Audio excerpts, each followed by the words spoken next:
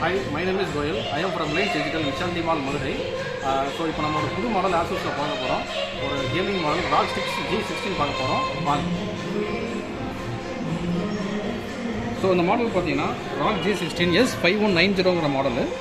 So இந்த மாடலில் வந்து பார்த்தீங்கன்னா ப்ராசஸர் வந்து Ultra 9 ப்ராசஸரில் கொடுத்துருப்பாங்க. 275HX ப்ராசஸர் வித் 24 கோர் கொடுத்துருப்பாங்க. ப்ளஸ் வந்து 16 GB ரேமு இப்போ தட்டிருப்பாங்க. வித் 1 TB SSD கொடுத்துருப்பாங்க. Windows 11 OS with MS Office வந்து லைஃப் டைம் கொடுத்துருப்பாங்க. வித் மெக்காஃபி ஆன்டிவைரஸ் சொல்லி கொடுத்துருப்பாங்க. ஸோ ஃபஸ்ட் வந்து நம்ம அந்த டிஸ்பிளே பற்றி பார்ப்போம். ஸோ அந்த டிஸ்பிளே வந்து பார்த்தீங்கன்னா 16 இன்ச் டிஸ்பிளே வரும். 2.5K ரெசல்யூஷனில் கொடுத்துருப்பாங்க. இதோட sRGB அண்ட் DCI-P3 எல்லாமே 100% உங்களுக்கு இருக்கும். அண்ட் இதோட ரெஃப்ரெஷ் ரேட்டும் பார்த்தீங்கன்னா உங்களுக்கு 240 Hz உங்களுக்கு வரும். ஸோ வந்து நீங்கள் ஏதாவது கேமிங் டிசைனிங் யூஸ் பண்ணும்போது உங்களுக்கு வந்து லேக்கிங் இருக்காது.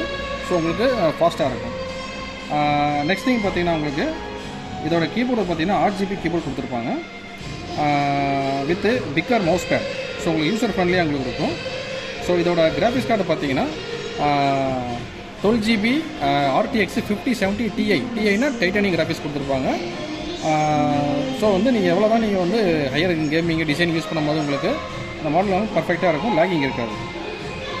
நெக்ஸ்ட் திங் பார்த்தீங்கன்னா இதோட போர்ட்ஸ் பார்ப்போம். இதோட போர்ட்ஸ் பார்த்தீங்கன்னா உங்களுக்கு அதாவது பார்த்தீங்கன்னா ரெண்டு வந்து பார்த்தீங்கன்னா Thunderbolt 5 போர்ட் கொடுத்துருப்பாங்க. ஸோ Thunderbolt 5 போர்ட் வந்து Thunderbolt 4ஓட உங்களுக்கு வந்து 2 times ஃபாஸ்ட்டாக இருக்கும். Thunderbolt 4 வந்து 40 Gbps/s. இதோட ஸ்பீடு வந்து 80 Gbps/s இருக்கும். டர்போ பூஸ்ட் ஆச்சுன்னா உங்களுக்கு 120 வரைக்கும் உங்களுக்கு வரும். ஸோ அதேமாதிரி USB 3.2 ஒரு 3 போர்ட் கொடுத்துருப்பாங்க. HDMI port with LAN port கொடுத்துருப்பாங்க. வித்து உங்களுக்கு ரெக்டாங்கிள் C டைப் சார்ஜிங் கொடுத்துருப்பாங்க.